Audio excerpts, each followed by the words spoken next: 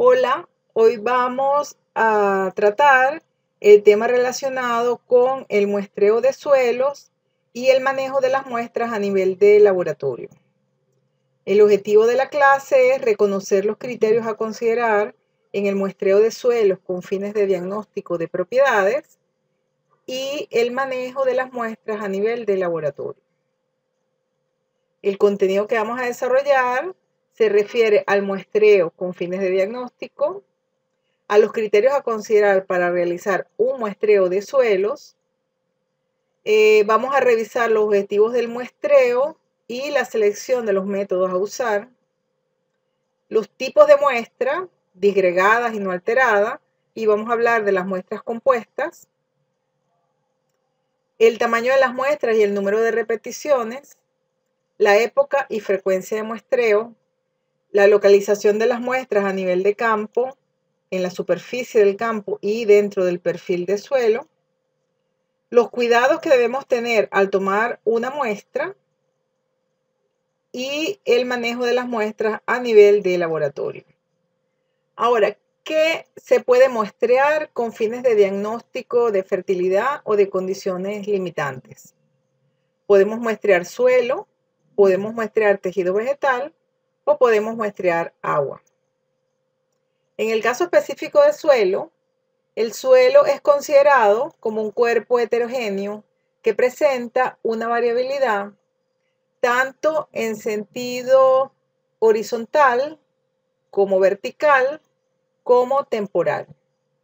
Esta variabilidad es el resultado de la múltiple combinación de los factores formadores de suelo como clima, vegetación, relieve, material parental y tiempo, así como de los cambios inducidos por el hombre debido a la adopción de prácticas de manejo. Por eso también nosotros podemos conseguir una variabilidad de tipo natural o antrópica. La validez de los resultados de un análisis de suelo depende básicamente del grado en que la muestra sea representativa de las condiciones que se quiere evaluar y de la precisión del método empleado. Se espera que la variabilidad encontrada luego del muestreo se deba exclusivamente a la variabilidad espacial de la propiedad y no a errores en el muestreo. La variabilidad de las propiedades medida como coeficiente de variación la podemos apreciar en este cuadro. Tenemos variables con coeficiente de variación bajo, menos de 15%, como por ejemplo el color, el pH, el espesor del horizonte A, el contenido del limo, la porosidad y la densidad aparente. También tenemos variables que tienen un coeficiente moderado, coeficiente de variación moderado entre 15 y 35%, como contenido de arena y de arcilla, capacidad de intercambio catiónico, porcentaje de saturación con bases, equivalente de carbonato de calcio y carbono orgánico. Con coeficiente de variación alto, tenemos, por ejemplo, el espesor del suelo, los contenidos de bases intercambiables, el contenido de nitrógeno, específicamente de nitrato, el fósforo y el potasio disponible. Y con coeficiente de variación muy alto, entre 75 y 150%, tenemos, por ejemplo, el flujo de óxido nitroso, la conductividad eléctrica, la conductividad hidráulica saturada y el coeficiente de dispersión de soluto. Por muestreo se entiende tanto la remoción de las muestras del suelo en el campo para ser analizadas posteriormente en el laboratorio, como también vamos a entender por muestreo la localización in situ del equipo muestreador en los sitios seleccionados. Un ejemplo de medición in situ de la propiedad es, por ejemplo, resistencia a la penetración o la tasa de infiltración, que no podemos medirla en el laboratorio porque depende de la estructura del suelo y por tanto hacemos esta medición directamente en campo. Eso también es un muestreo. El objetivo principal del muestreo es colectar muestras representativas del medio, en este caso suelo, que se está investigando. El procedimiento a seguir va a depender de las condiciones del suelo, del cultivo y principalmente de cuál es la finalidad del muestreo. Los criterios a considerar, estos son criterios señalados por Book en 1986, son, por ejemplo, los objetivos del muestreo. Nosotros, dependiendo de los objetivos del muestreo, vamos a diseñar el método de muestreo que más nos convenga. El otro criterio es el método a ser usado para el muestreo. El tipo de muestra, si necesitamos muestras disgregadas o muestras no alteradas. El tamaño y dimensiones de las muestras. El número de replicaciones necesarias para tomar en cuenta la variabilidad de la propiedad. La época de muestreo. La localización de la muestra en el campo. La localización de las muestras dentro del perfil de suelo. Entre los objetivos del muestreo hay que considerar que el muestreo sea con fines de descripción de suelo, por ejemplo, que el muestreo sea con fines de diagnóstico de fertilidad y la disponibilidad de nutrientes para el cultivo, que el muestreo sea con fines de caracterización y monitoreo de propiedades físicas, químicas y biológicas en el tiempo, o que el muestreo sea para la caracterización y evaluación de algunos procesos de degradación específica como erosión, afectación por sales, contaminación, etc. Entonces, dependiendo de cuál es el objetivo del muestreo, el procedimiento y el tipo de muestras a tomar van a ser diferentes.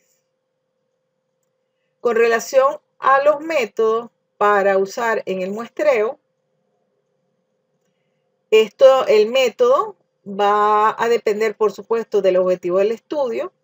No es lo mismo un muestreo que se va a hacer con fines de descripción, donde generalmente se hacen calicatas para hacer la descripción en un sitio específico, o que si el muestreo es para evaluar una propiedad en el tiempo, donde generalmente se hacen evaluaciones en repeticiones a lo largo de un periodo de tiempo, o si es con fines de fertilidad, que generalmente tomamos muestras compuestas para hacer el diagnóstico de fertilidad en un área determinada. Las condiciones del suelo también es importante al momento de diseñar o de escoger el método de muestreo, sobre todo las condiciones de humedad. Nos interesan algunas condiciones operacionales, como por ejemplo el recurso humano y la cantidad de equipos disponibles. Interesa también tomar en cuenta el tiempo necesario para la preparación y ejecución del muestreo. En la medida que el muestreo sea más intensivo, entonces va a requerir más tiempo para su preparación y ejecución. Es importante tomar en cuenta también los costos. En la medida que el muestreo es más intensivo, pues tiene un mayor costo. La complejidad de las determinaciones, por ejemplo, para algunas determinaciones biológicas hay unos requerimientos específicos de manejo de la muestra. Las muestras se deben tomar húmedas, se debe mantener una cadena de frío para que no cambien las propiedades biológicas del suelo y se deben mantener refrigeradas hasta el momento de la determinación, que no debe pasar de un mes. Y también es importante la precisión y exactitud. Un muestreador representativo debe tener altos niveles de precisión y exactitud que garanticen que la muestra represente las características del sitio evaluado y que los resultados sean reproducibles. La exactitud se refiere a la aproximación del valor del análisis del suelo con respecto a su valor real en el campo. Y la precisión se refiere o describe la posibilidad de reproducir los resultados. Ambos parámetros están determinados tanto por el tamaño como por las dimensiones de las muestras tomadas a nivel de campo. Con relación al tipo de muestra, tenemos las muestras disgregadas y tenemos las muestras no alteradas. Las muestras disgregadas comprende aquellas donde parte de ella o toda la muestra ha sufrido una alteración tal que ha perdido la estructura que poseía in situ.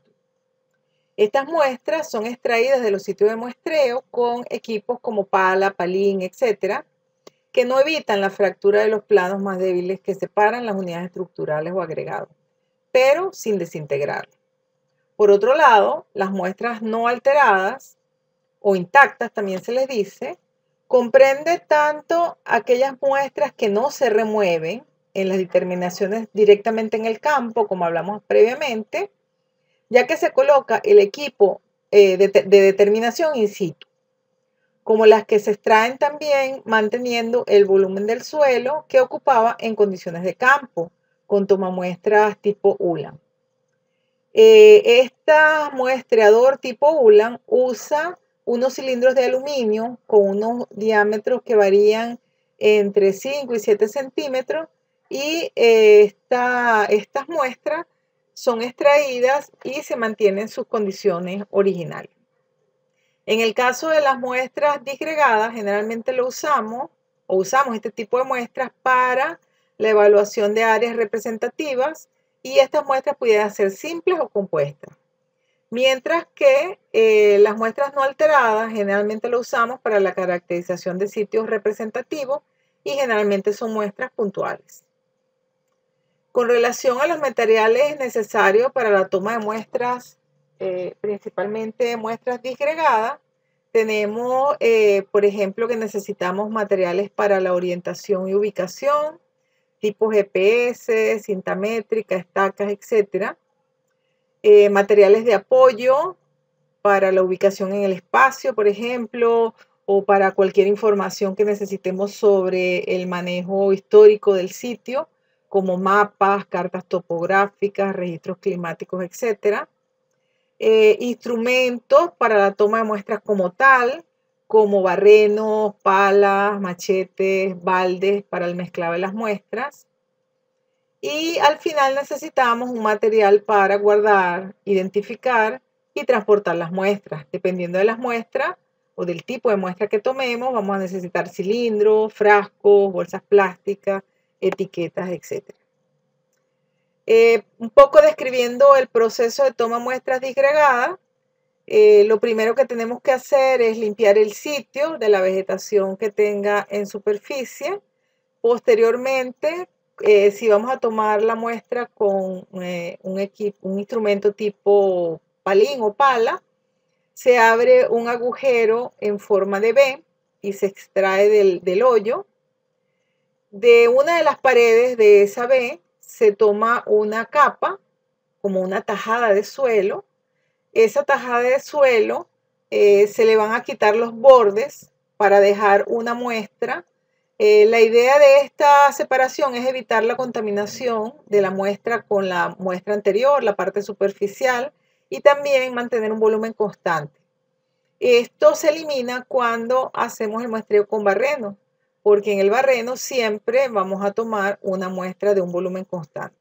Posteriormente que hemos definido el área que vamos a tomar como la muestra, se introduce en un balde.